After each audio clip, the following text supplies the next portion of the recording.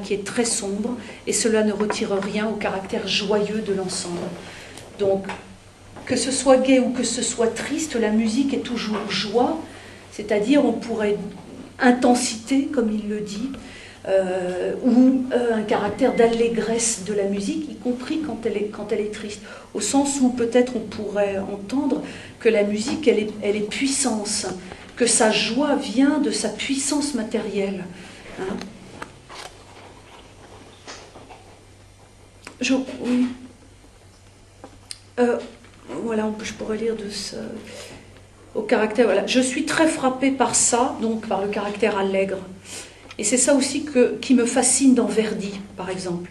J'ai choisi un passage assez sombre de Verdi, que l'on écoutera tout à l'heure.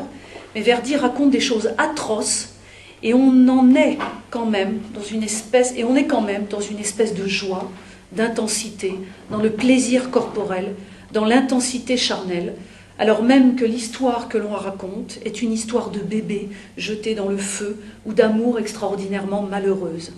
Et ça, c'est une chose qui me plaît beaucoup, c'est ce qui fait que j'aime tant la musique. Voilà, et là, il me dit un petit peu depuis quand, la journaliste lui demande depuis quand date son intérêt pour la musique, et là, il dit ce que vous pouvez lire dans la chronique des idées perdues, et puis aussi dans les années de démolition, qui, tout en étant un roman, s'inspire de sa vie à lui. Voilà, où ça fait depuis l'âge de 10 ou 12 ans que Châtelet écoute de la musique, et puis où il classait les musiciens par ce qui les intéressait le plus. Voilà, il établissait un classement depuis l'âge de 10 ou 12 ans. Donc ce caractère un petit peu le rapport qu'a François Châtelet avec la musique, c'est la musique pour lui, elle est matière. En prenant un autre extrait de Mozart, de Pulcinella, il parle même, puisque Polichinelle a un costume avec des carreaux sur le corps, il parle même d'un décalque. La musique produit un décalque sur ma propre peau, dit-il. Hein, parce qu'il y a Polichinelle, et que Polichinelle, c'est un personnage qui a des carreaux sur le corps. Et moi, j'ai l'impression, quand je l'écoute, qu'il décalque ces carreaux sur ma propre peau. C'est de la musique de peau, Pulcinella. Et ça me colle, et ça me va bien à la peau, et ça épouse bien mon corps. Là, je me le sens bien. Donc, la journaliste lui demande... Bon, mais dans quelle musique... Pulcinella. Pulcinella. Dans quelle musique celle-là il apparaît? Dans Polichinelle. Non, c'est en relation avec la musique ou en relation avec simplement le personnage? Ce Polichinelle, ah, là, c'est dans une œuvre musicale qu'il en parle, Polichinelle? Oui, dans l'œuvre de Stravinsky, Pulcinella. Oui, mais c'est dans une œuvre de qui? Il intervient dans... Je n'ai pas présent à l'esprit. Tu parles de Polichinelle, mais c'est dans une œuvre de Verdi ou quoi? Non? Comme ça, en l'air? Comment parle-t-il? Parce qu'il fait référence à Stravinsky. Hein? À Stravinsky. Ah, à Stravinsky, c'est ça, oui. Ah oui, c'est ça. C'est dans... Et vous, c'est qu'il intervient? C'est dans l'histoire du soldat? Non, c'est pas l'histoire du soldat. C'est Polichinelle. Oui. Il a écrit Polichinelle, Stravinsky. Oui. C'est ça. D'ailleurs, à propos de Stravinsky, ce qui l'intéresse à propos de Stravinsky, c'est les variations qu'il met en place. Et Châtelet, d'ailleurs, dit bien que lui-même essaie de faire une œuvre aussi de ce type-là, avec des variations.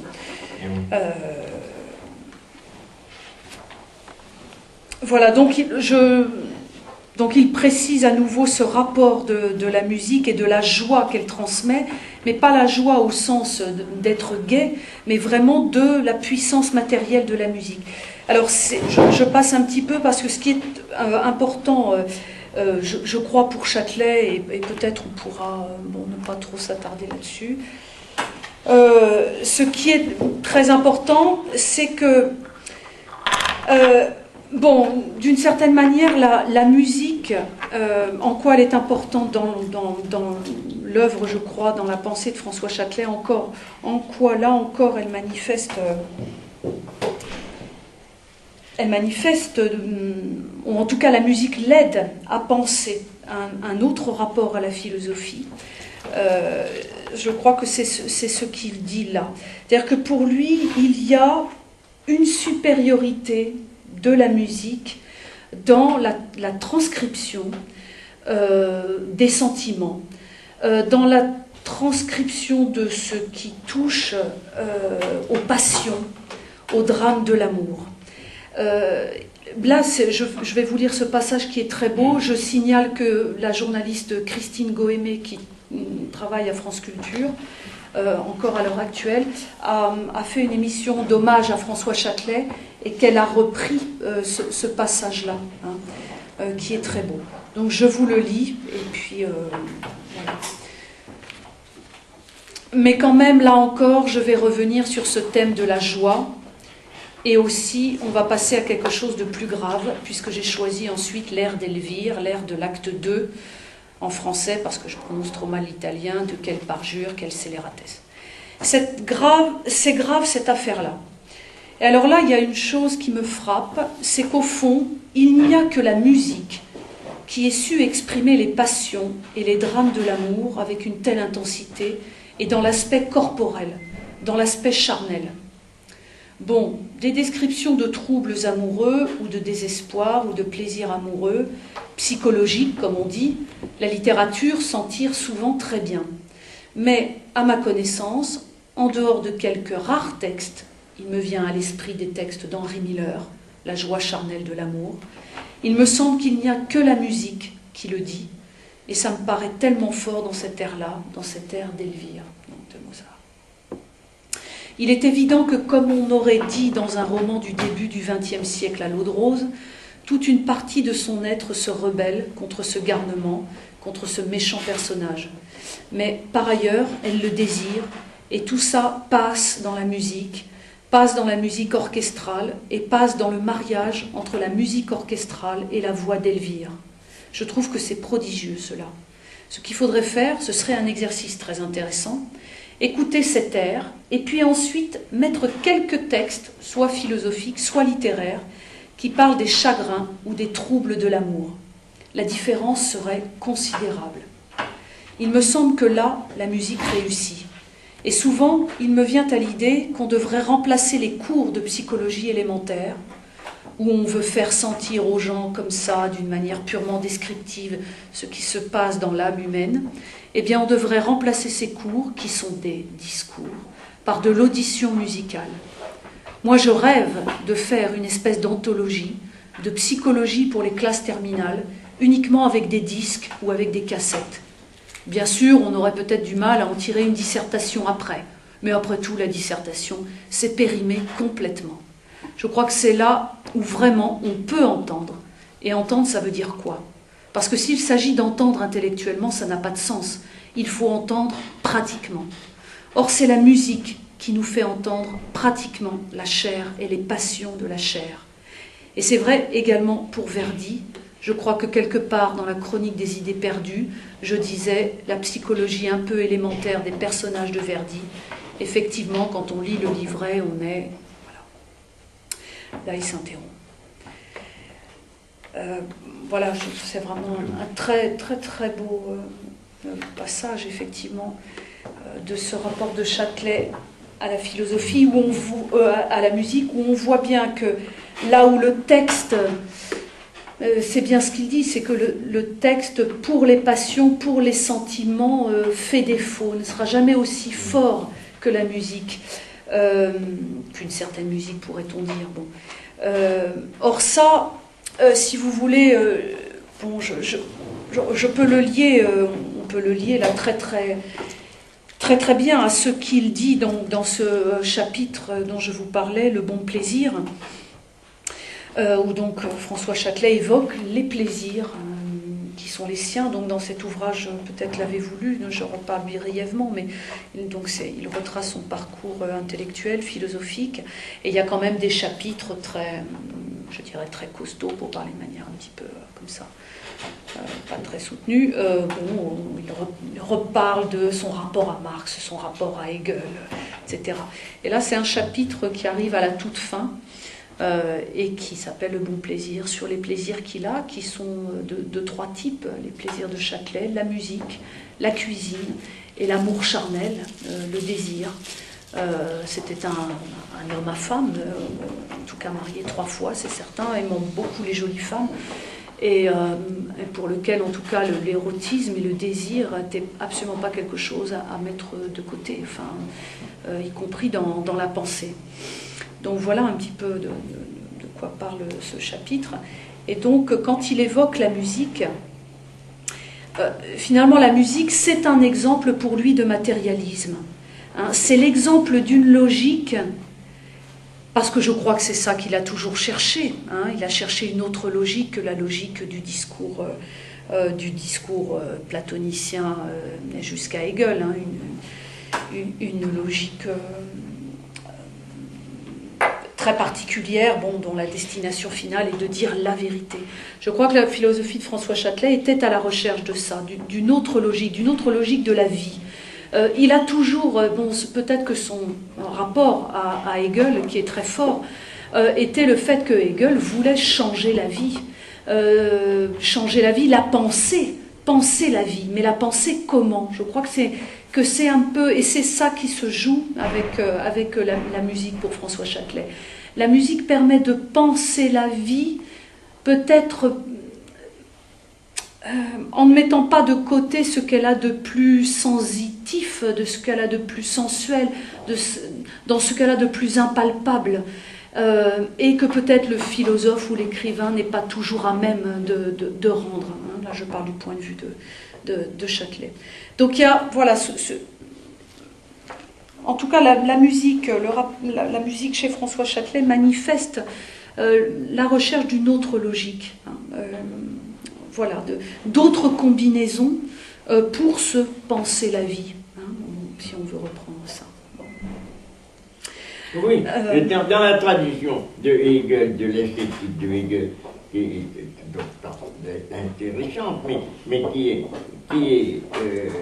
un peu de ce point de vue-là, que connaissait fort bien Châtelet, effectivement, puisqu'il a été profondément hegelien, mais pas sur ce plan de l'esthétique de Hegel et de ce qui se retrouve également, bien qu'avec des différences sensibles chez Schopenhauer, que de la musique comme étant essentiellement orientée vers le sens de l'intériorité. Bon, la musique est quelque chose qui, pour la tradition classique, était essentiellement tournée à partir de Platon. Les analyses de musique sont tournées surtout du côté de la métrique et de l'ordonnance musicale, y compris de l'harmonie, enfin que je ne fais pas ici une histoire que l'on peut voir par ailleurs et largement écrite, mais la musique est célébrée en philosophie à partir du nombre, du rythme, ou alors comme accès à l'intériorité, du sens interne, sur une voie qui est progressive et qui part de l'extériorité, de l'architecture ou de sculpture inscrite dans la matière lourde, pour aller vers l'intériorité, le sens interne, la temporalité, etc. Ce qui caractérise il n'y a pas de théorie, c'est absolument certain qu'il n'y a pas de théorisation chez Châtelet. Il n'a pas écrit une théorie esthétique, il n'a pas écrit comme Adorno une théorie de la nouvelle musique. Les impressions qu'il donne là sont extrêmement intéressantes, mais elles ne sont pas théorisées au sens propre. Mais dans la mesure où on peut y voir une intention théorique, c'est celle qui détache la musique de cela, et la relie certainement au corps propre, c'est certain, mais par le biais plutôt de l'extériorité ou de la spatialité que par le biais de la pénétration dans le sens interne. Et en tout cas, certainement pas selon la ligne d'une progression qui ferait apparaître la désincarnation et l'abstraction progressive des arts comme culminant dans la poésie, en passant par les arts inscrits dans un support matériel comme la sculpture, la peinture, la musique et la poésie qui atteindrait totalement au pur spirituel. Tandis que là, il indique une voie différente qui est aussi, d'ailleurs, qui indique aussi un mode très différent d'approcher le musical que l'on peut trouver dans des œuvres qui ont été écrites, par exemple, sur le musical, comme celle je ne sais pas quel est son prénom, de Rouget, sur la trance et la musique. Bon, c'est plutôt une musique qui est orientée de ce côté-là, du corporel, du spatial, de ce qu'on peut appeler la transe, c'est-à-dire la possession complète de l'être, de l'individu, plutôt que sur cette voie d'accès à une intériorisation telle qu'elle était vue dans l'interprétation romantique. Mais même s'il prend des auteurs tout à fait romantiques ou inspirés du romantisme comme Verdi et de Falla, il est certain que cette conception indiquée-là n'irait pas dans ce sens d'une spiritualisation et d'une intériorisation. C'est pourquoi tu as raison de parler d'un matérialisme, c'est certain, d'un matérialisme musical.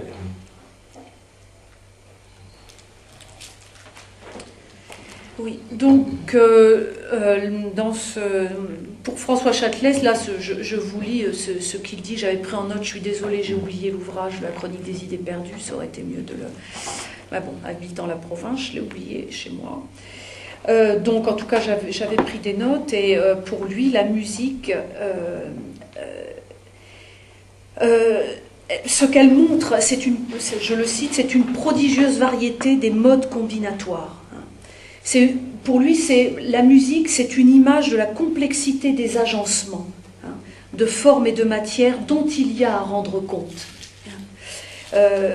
Voilà, la musique pour lui, c'est l'image de l'irréductible diversité. En tout cas, c'est comme ça que la musique, qu'il conçoit que la musique le fait penser, puisque, en fait, c'est ça, la musique fait penser, François Châtelet. Effectivement, elle le touche, et il en parle effectivement, il le dit dans ses émissions. Je ne suis pas un expert, je ne sais pas lire une partition, je suis toujours très très embêtée de la manière dont je parle de la musique, puisque je n'ai pas ce côté d'expertise. Donc il le dit, il en parle il en parle comme d'un usager de la musique.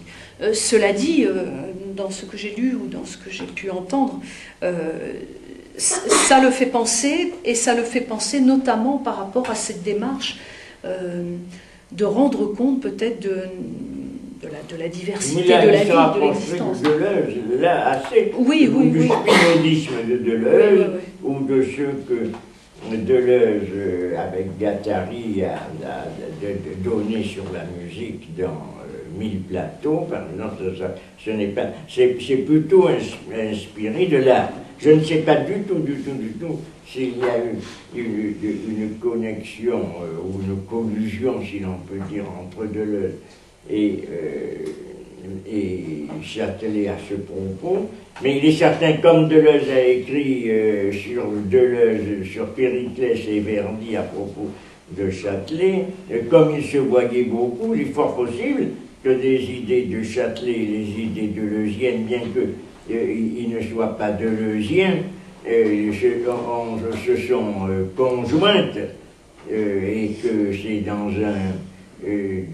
une orientation de ce genre que ce texte, que ces paroles aient été prononcées, d'autant plus qu'ils ne sont pas. Ce sont des paroles, c'est pas un écrit à proprement parler, donc c'est très vraisemblable que c'est, on pourrait dire, sans se tromper, que c'est une conception, une inspiration deleuzienne que l'on trouve ici dans le texte de Châtelet. Et en tout cas, cette prédominance, cette prépondérance de la joie qu'il accorde à la musique et aux passions joyeuses, c'est là du spinozisme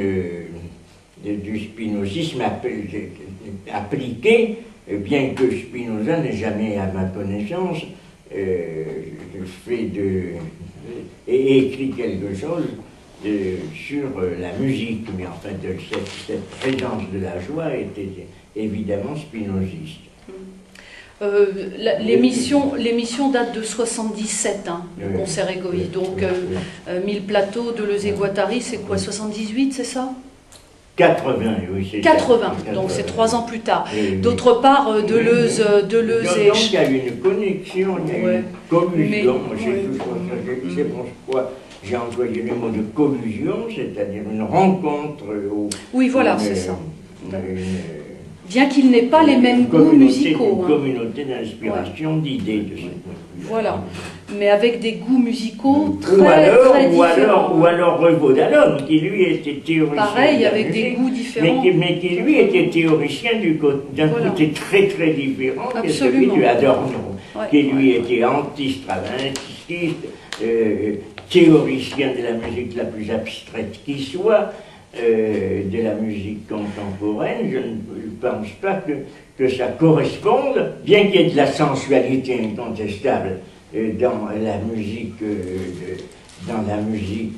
de Schoenberg ou dans toute la musique moderne, mais qui ne s'est pas théorisé de ce point de vue-là, qui s'est théorisé au contraire du côté du formalisme le plus absolu, et même d'une musique qui, à la limite, prétendait être une musique qui n'était pas faite pour être entendue, comme on voit dans le Docteur Faustus de Thomas Mann, qui a été écrit sous l'inspiration de Adorno. Donc une musique qui n'est pas faite pour être entendue, c'est intéressant, d'ailleurs c'est très intéressant, mais on en trouve un exemple dans la nouvelle Gambara de Balzac. C'est un musicien qui compose de la musique, et qui vit au milieu d'une musique, mais qui est complètement inexistante, et c'est lui seul qui l'entend. Mais ça, c'est une autre façon, c'est un peu comme le chef-d'œuvre inconnu, ou de Balzac, où le summum de la peinture est une peinture qui n'existe pas, une peinture qui est un pur chaos de couleurs, et la musique également. C'est une sorte d'anticipation, au fond, de toutes ces spéculations sur la musique contemporaine. Mais ce n'est pas le cas de Châtelet, c'est pas le cas de Châtelet au contraire, puisque ce qu'il veut affirmer, c'est la sensualité profonde et la corporéité profonde du musical. Donc je termine et puis on arrête. Donc voilà, bon, de toute façon, comme on est parti sur d'autres choses au départ, donc je ne vais pas m'attarder plus longuement, mais en tout cas, je voulais, voilà, c'est vers ça que moi, je me dirige. Et qu'est-ce qu'il y avait comme autre texte? Il y a ça. Je ne peux pas faire tous les textes. Il n'y a pas que ça, il y a d'autres présences dans les archives. Il n'y a pas, ce que tu dis, les archives de Châtelet, il n'y a pas uniquement cette émission radiophonique sur la musique. Il y a des archives écrites, c'est ça. Non, les archives radiophoniques, c'est à l'INA. les archives écrites, les papiers de François Châtelet sont c'est à ça. l'INEC. Ah, c'est ça. Voilà. Et c'est donc que tu as vu, toi, alors? Moi, j'ai vu les deux, mais Ah. aujourd'hui, je ne vous parle que de la radio. Ah, que des archives prononcées, oui. Mais est-ce que la radio, est-ce qu'il y a à la radio des archives qui ne sont pas musicales? Oui. Bien sûr, oui. Oui, Bien c'est sûr. ça. Oui, oui. Et alors, sur quoi ça porte, à ce moment-là? Qu'est-ce que tu as vu? C'est ce que je vous ai dit, c'est sur à chaque fois, quasiment à chaque fois que François Châtelet sort un ouvrage, il y a par exemple 1970, une émission sur la philosophie des professeurs, ou alors au contraire il est comme intervenant, par exemple il y a une émission qui s'est tenue, je ne sais plus dans quelles années, sur l'utopie, donc François Châtelet fait une intervention sur l'utopie, ou au contraire une émission sur Vincennes. Attends, l'utopie, Voilà. qu'est-ce qu'il en a dit alors? Je peux pas vous le redire maintenant, c'est pas possible. C'est 150 pages, c'est énorme. Ah, Il oula. fallait faire un choix. Oui, oui. J'ai fait un choix, bon, donc bon, voilà. Vous lirez quand j'aurai fini la thèse. Bon, on en termine là où je termine juste simplement sur ce projet d'une physique de la qualité. C'est ça. Voilà, Et- donc et qui oui, est c'est ça, c'est qui est ça. un peu la dernière orientation Ah ben oui, tu avais parlé aussi, de mais enfin, Châtelet. je vais pas te... Oui, parce que j'ai un train. Mais d'une pensée du futur aussi. Il y avait- Oui, mais pas aujourd'hui. Ah, c'est trop bon. C'est trop bon. complètement autre Ah, chose. oui, c'est ça. Alors physique, là, tu vois, Une c'est physique, de la il qualité. appelle ça une physique de la qualité. Ouais. Une physique il dit même une physique de la qualité Ah, bon, sensible. C'est ça, c'est Voilà. intéressant ça. Voilà. Et alors, de quoi s'agit-il? Alors, donc, pour lui, la musique participe, comme le rapport qu'il a eu aussi, enfin pas comme de manière égale, mais participe de cette recherche philosophique qu'il appelle le projet d'une physique de la qualité. Bon, il dit ça projet, bon, parce que au moment où il le dit, c'est les années 77, où il commence un peu à parler de ça, et bon, il meurt quelques années plus tard, donc il dit voilà, je suis dans ce projet-là, peut-être que finalement j'ai toujours cherché ça, et maintenant je sais que c'est ça, ce vers quoi je veux tendre. Alors, qu'est-ce que c'est que ce projet d'une physique de la qualité? Eh bien, c'est la définition qu'il donne dans la chronique des idées perdues, où il dit c'est un ensemble coordonné et non systématique de connaissances visant à éclairer les rapports pratiques. Donc, ensemble coordonné et non systématique de connaissances visant à éclairer les rapports pratiques. D'où l'importance dans ce projet d'une physique de la qualité, c'est effectivement se penser la vie, mais un penser la vie qui, effectivement, se séparerait d'une image de la philosophie qui a voulu penser la vie, mais en l'orientant. Là, il ne s'agirait pas de penser la vie en l'orientant, mais en essayant tout simplement de la saisir dans ses différences, dans ses nuances. Ce serait ça, le projet d'une physique de la qualité. C'est cela que François Châtelet a cherché avec Marx. Ça, il le dit dans la chronique des idées perdues. Et c'est cela aussi que la musique vient lui montrer. C'est aussi cela, son attachement à la musique, c'est la manifestation d'une recherche autre en philosophie, d'une autre manière de penser la vie en philosophie. Voilà.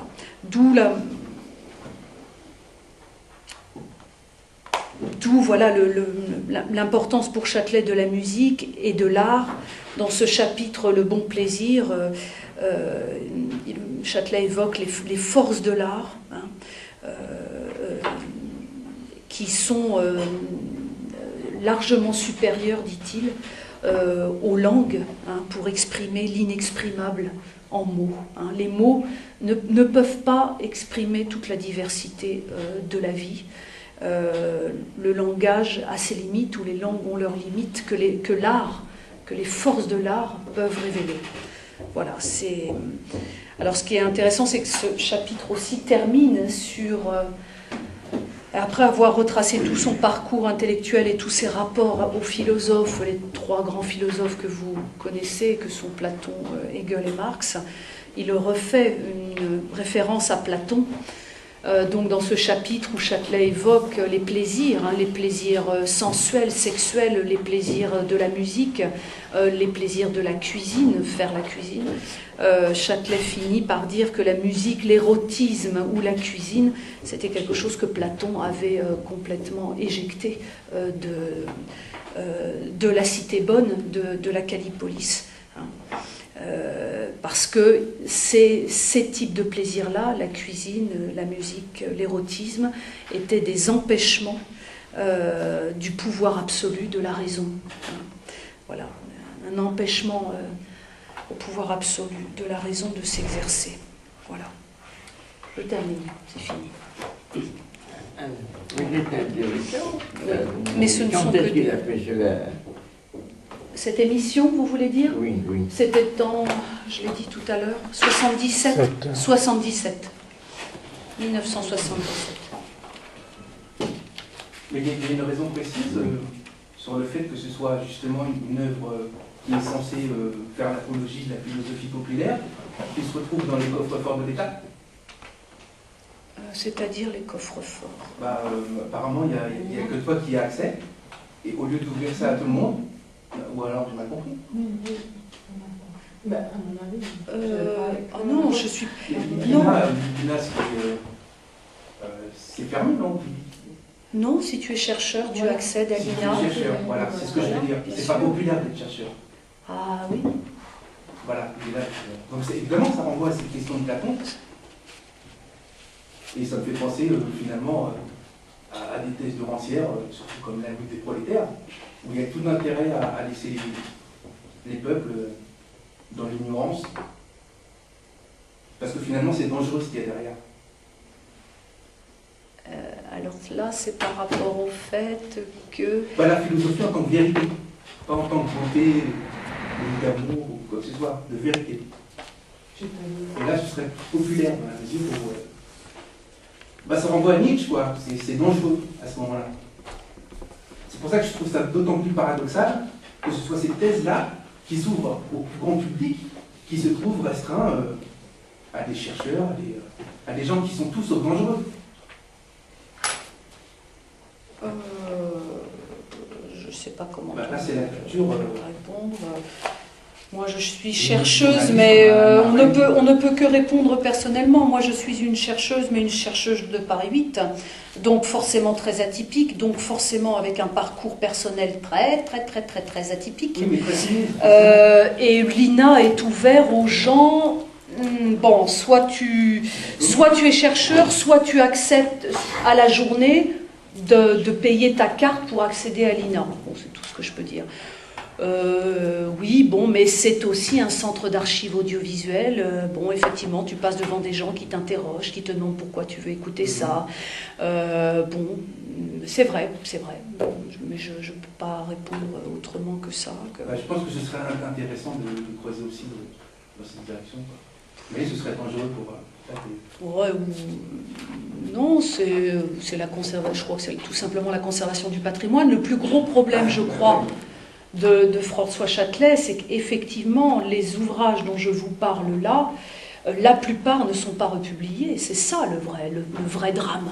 Parce que je crois que l'INA diffuse de manière gratuite des petites interventions sur son site. Bon, mais je crois que le plus grave, c'est que quand même, François Châtelet, la majorité de son œuvre n'est pas republiée. Il y a quand même une grande partie de son œuvre. Alors ça vient, mais bon, ce roman n'est toujours pas republié. La Chronique des idées perdues non plus. Logos et Praxis a été fait il y a quelque temps. Naissance de l'histoire, ça marche relativement. Et puis il y a tous les petits articles que Châtelet a écrits qui sont disséminés. Là, il y a un véritable travail de recollection de son œuvre qui est disséminé. Et je crois que c'est ça, enfin moi, le premier truc qui me... Si tu veux, ça, c'est annexe, c'est des émissions, bon, mais déjà son œuvre écrite, pour en faire la recension, c'est pas évident, d'autant plus que Châtelet a écrit déjà, dès quand il était en Tunisie, il écrivait déjà pour des petits journaux, etc. Donc c'est vraiment toute la recollection de l'œuvre, là, il y a un véritable travail de chercheur à faire, ouais. Faire remonter ça, certainement. Et publier tous ces articles, ceux que j'ai lus là pour le coup à l'IMEC, donc les archives papier, il y a des choses, une beauté, enfin vraiment c'est au sens où c'est fort pour aujourd'hui, tu vois, c'est vraiment très fort pour aujourd'hui et ça. Parce que sur Internet, il a livré la place. Il y a tellement d'âneries. Ah oui, ça c'est clair, ouais, c'est bon. Ça c'est les ayants droit, hein, tu sais, nous les chercheurs, on n'a pas. Sans les ayants droit, on ne fait rien. C'est les ayants droit qui s'occupent de ça. Donc voilà comment je peux te répondre.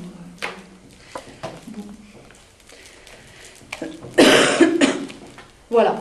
Oui, mais ça que tu as, tu éveilles ma curiosité, mais ça ce que tu as recopié, qu'est-ce que c'est, toutes ces fascicules, que tu as là, qui contient quoi? C'est ça que je n'ai pas très bien compris. Ce sont toutes les émissions que j'ai transcrites, les émissions radiophoniques que j'ai transcrites par rapport aux étapes de la thèse. C'est ça, mais, voilà. Ma curiosité est excitée par le fait de savoir, tu ne nous as pas dit, ou tout au moins c'est moi qui l'ai pas saisi, sur quoi ça porte exactement. Mais sur plein de choses. Sur mais quoi? C'est colossal. C'est ces ouvrages, l'histoire de la philosophie. C'est, je vous dis, des émissions thématiques sur la musique. C'est une émission thématique. C'est énorme. En fait, ça, c'est à lire. C'est ça, mais lis. Excusez-moi. Si tu en lis à la suite une dizaine, j'aurais plus de facilité de me rendre. Comment ça s'appelle? Il y a des titres? Oui. Et quels sont les titres? Alors, donc le premier, Heures de culture française, la vie intellectuelle, thèse en Sorbonne, la formation de la pensée de l'histoire. Donc ça, c'est les thèses en Sorbonne. 2. Recherche de notre temps, donc ça c'est les titres d'émissions, et puis le sous-titre. L'homme, le public et la connaissance, France Culture, 1964. 10 ans de création dans les lettres et les arts, 10 ans de création philosophique, 67. Les idées et l'histoire, Notre temps, du 21 août 72. Mais ça se présente sous quelle forme? Il y a des questions-réponses quand tu retranscris. J'ai retranscrit des entretiens. Là, c'est des questions. Comment ça se présente? Est-ce que si tu voulais en lire une page, ça se présente comment? Et comment ça se présente l'émission? Il y a quelqu'un qui parle et qui interroge Châtelet ou c'est lui qui parle? Ça dépend des émissions. Il y a des émissions où celui qui pose la question, ça a été fait, je sais pas, c'est dommage que... Oui.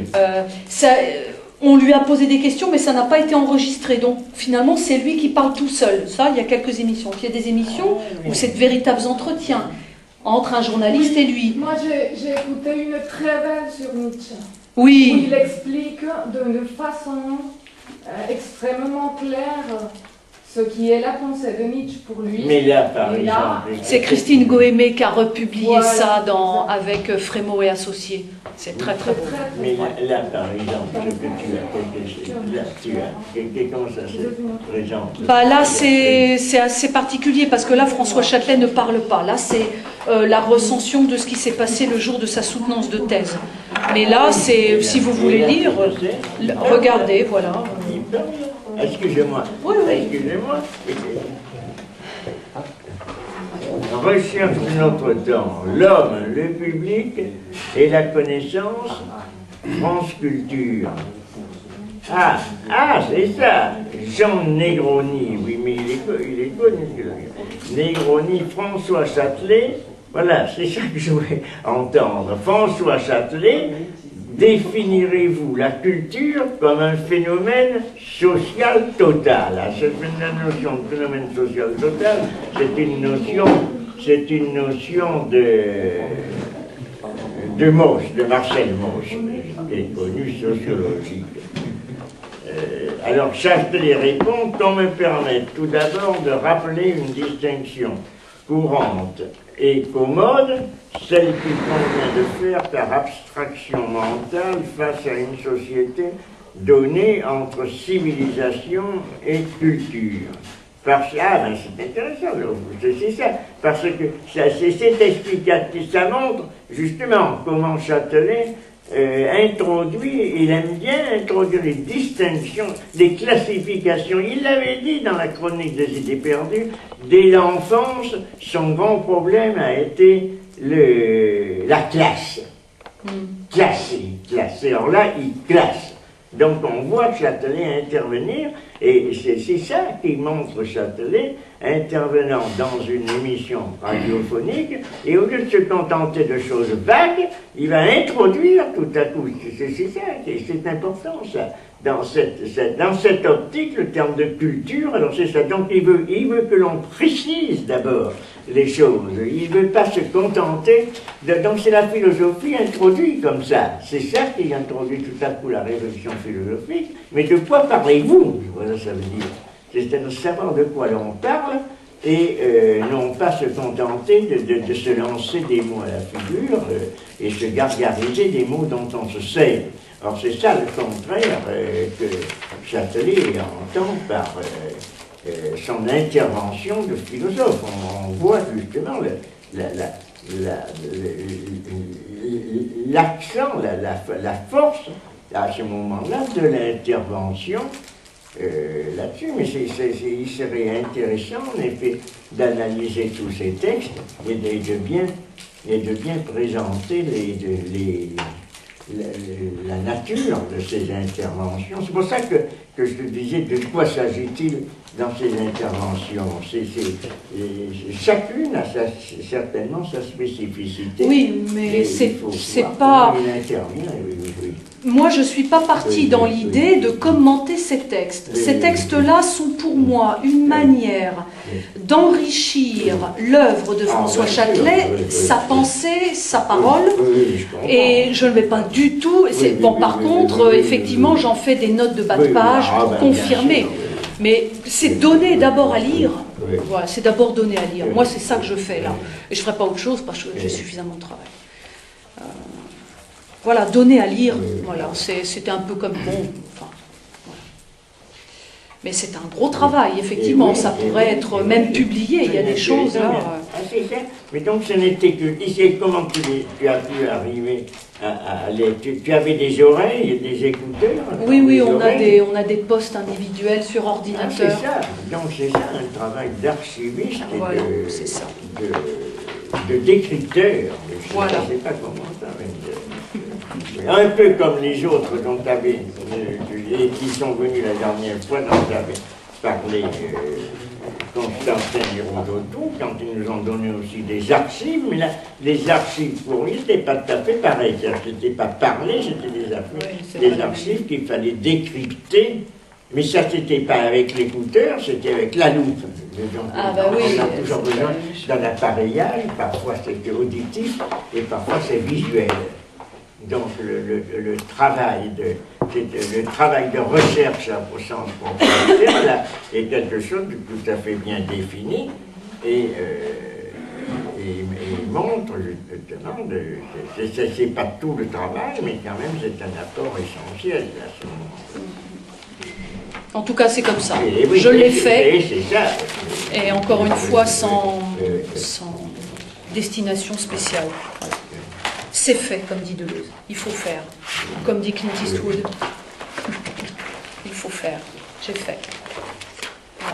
Et ça, ah oui, c'est ça. C'était ce que toi, tu avais fait. Oui, j'avais relu un peu. J'ai pas eu le temps de parler de Jean-Clé Martin, mais voilà, il y a le texte de Jean-Clé Martin. Mais je sais pas, ça existe encore, non? C'est épuisé maintenant.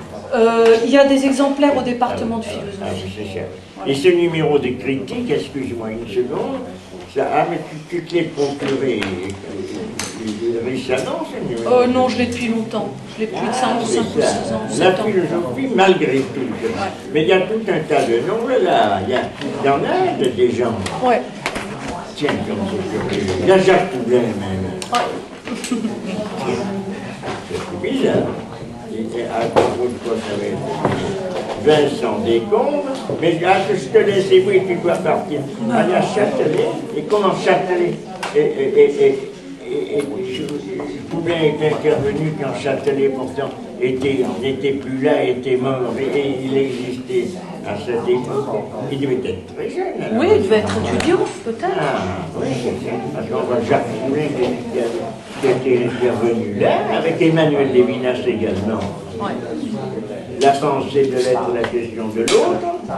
Il y avait Louis Marin et Jacques Poulain, aphoriste pour une vie qui n'a plus besoin d'être sage, comme c'est curieux.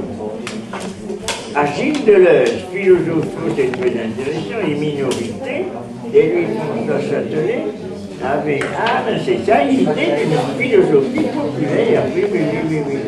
C'est très intéressant ce numéro. Et comment vous avez pu vous le procurer? Sur Internet. Et tu savais qu'il existait? Oui. C'est de février 1978. C'est tout à fait bon. Ça c'est bien, Au revoir. Félicitations, il faut applaudir. Non. On n'applaudit pas. Et oui, c'est très intéressant. Donc, je vous rappelle que au milieu des difficultés insurmontables que nous traversons, puisque c'est ça, comment pourrait-on dire, l'université se trouve dans cet état d'apesanteur et de dispersion permanente qui fait penser à l'évanescence ou l'évanouissement du Christ après sa résurrection, que nous en ferons malgré tout des apparitions, sans être christologiques, nous ferons malgré tout quelques apparitions christiques dans le courant du mois, dont le 14 et dont le, qu'est-ce qu'on avait dit après le 14, 28. Le 14. Et non, et si, le 7. Si, le 14 juin. Et le 7. Le 7. Non. La semaine prochaine. Qui a dit le 7? Toi. Non, on demande. Personne n'a dit le 7. Si, vous. C'était en 15 jours. Oh. Dans 15 jours. C'est les vacances. Donc 14. Le 14 et dans 15 jours d'après, Le le 28. 28. Et vous faites encore un cours après? Oui, le 28. Ah, mais peut-être que je crois pas, parce qu'ensuite ça nous porte en juillet, alors mais il faut quand même faire une séance. Si je pouvais faire quelque chose, ça dépend du nombre des gens qui seraient, on ferait une séance de bilan ou de conclusion 8 jours après, mais ça nous porterait après le 28, ça fait le 29, 30. Il n'y a pas 31, 1, 2, 3, 4, 7, ça nous porterait au 5, 4, attendez, 28. Le lendemain, c'est 29, c'est un vendredi. L'autre lendemain, le 30. Bon. Alors, le dimanche 1 juillet, 2 lundi, 3 mardi, 4 mercredi, 5, au maximum, mais je crois que c'est une vue de l'esprit, au sens négatif du terme, au maximum, on pourrait peut-être faire quelque chose le 5 juillet. Oh, ça fait tard. Mais ça fait tard pour tout le monde. Donc, mais il faut quand même faire un appel de façon à ce que l'on puisse rentrer. Parce qu'ensuite, ça fait rentrer en octobre. Parce que moi, je rentre. Généralement, je mets toujours les rentrées d'octobre vers le 15 octobre. Donc, si y avait dû, mais le 15 juillet, le 5 juillet, tout le monde sera parti. De toute façon, il faudrait qu'en ce moment-là, on puisse être présent le 28 juin. Parce que quand on prendrait les décisions, on verrait comment faire une organisation contre les obstacles, parce que c'est une course d'obstacles, vous avez bien, ce machin-là, parce que c'est une cause d'obstacle, parce que l'université, d'après ce que j'ai compris, est essentiellement transformée en colloque ou en examen. Alors entre les colloques et les examens, il n'y a plus de séminaire, il n'y a rien. C'est évident. C'est vrai. C'est toi qui permets de maintenir le séminaire. Non. Mais j'avais pas eu beaucoup de temps pour travailler. Hein. J'ai tellement travaillé au lycée, c'est la catastrophe. D'autant plus que tu vas faire le bac. Je fais le bac, j'en ai ras le bol de faire des exposés comme ça. Quoi. Bah là, en ce moment, je fais l'apologie de Socrate en plus. Je termine par l'apologie. Les copies à corriger, tout ça. Et quand est-ce qu'elles arrivent, les copies... Eh bien, le bac commence, la philosophie, c'est le 18 juin. Vous demandez à l'ambassade.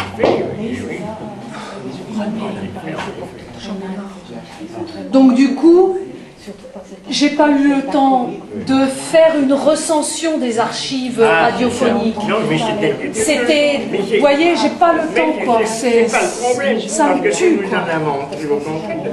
Tu as montré quelque chose qui est du gros intérêt. Oui, mais c'est difficile d'en parler à l'oral. C'est très difficile de parler d'archives. Surtout la radio. Mais je te dis, dans ta thèse. Ah oui, dans la thèse, il n'y a pas de problème. Oui. Non, c'est à l'oral. C'est d'en parler à l'oral. Vous voyez, il y a des gens qui ne comprenaient pas, qui ne voyaient pas à qui ça faisait référence. Ça, je n'y attendais pas. Parce que là je fais un petit reproche parce que il fallait être. Tu as été un peu allusive, comme si les gens savaient de quoi il s'agissait. Il faut dans ces cas-là être d'une précision extravagante. Moi, je te précise, je dis tout. Voyez ce livre, il existe. Oh, faut pas déconner, je le fais même pas au lycée. Parce que sinon les gens comprennent pas ce que c'est. Les archives radiophoniques de François Châtelet, tout le monde comprend ça. Non. Oh, faut pas déconner. Même les lycéens le comprennent. Absolument pas, t'as fait qu'il y a des étrangers. Ah non, les étrangers, c'est autre chose. Je parle pas des étrangers. Mais Yao Chu, il n'a pas de problème à comprendre. Yao Chu, il n'a pas eu de comprendre. J'aurais pas compris ce que c'était que les archives radio. Oui. Je sais pas du tout.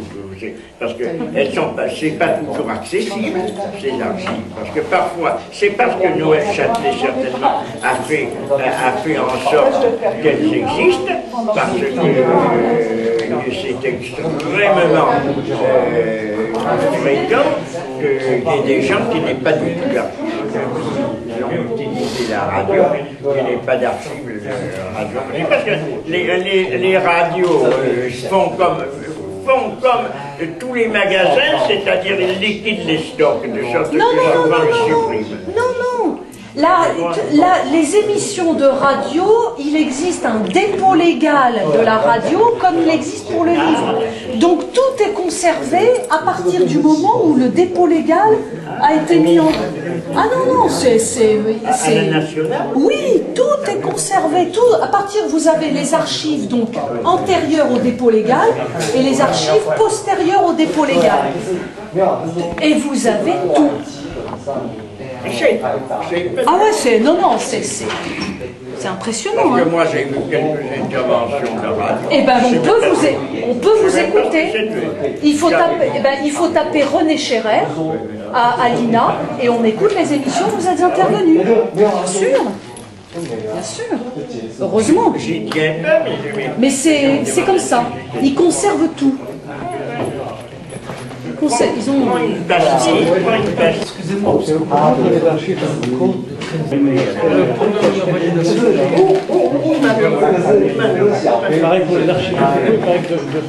que L'histoire que l'on raconte est une histoire de bébé jeté dans le feu ou d'amour extraordinairement malheureuse.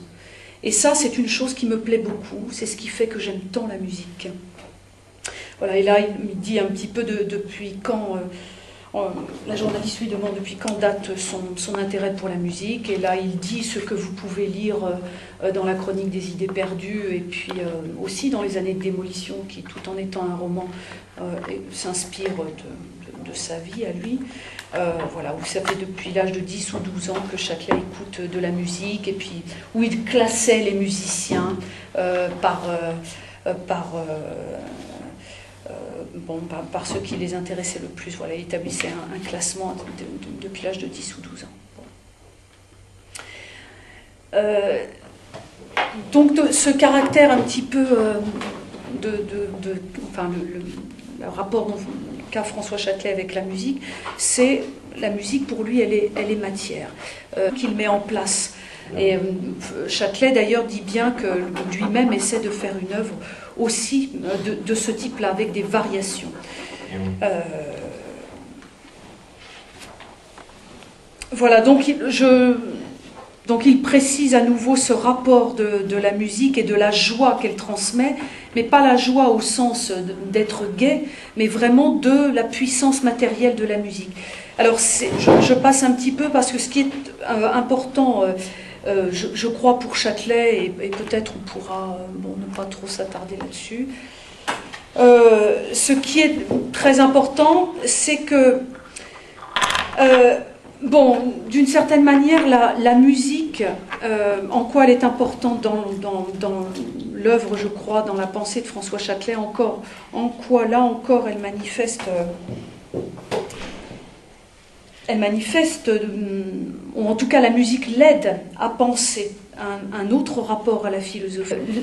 En prenant un autre extrait de Mozart, de Pulcinella, il parle même, puisque Polichinelle a un costume avec des carreaux sur le corps, il parle même d'un décalque. La musique produit un décalque sur ma propre peau, dit-il. Parce qu'il y a Polichinelle, et que Polichinelle, c'est un personnage qui a des carreaux sur le corps. Et moi, j'ai l'impression, quand je l'écoute, qu'il décalque ces carreaux sur ma propre peau. C'est de la musique de peau, Pulcinella. Et ça me colle, et ça me va bien à la peau, et ça épouse bien mon corps. Là, je me le sens bien. Donc, la journaliste lui demande... Mais dans quelle musique... Pulcinella. Dans quelle musique il apparaît? Dans Polichinelle.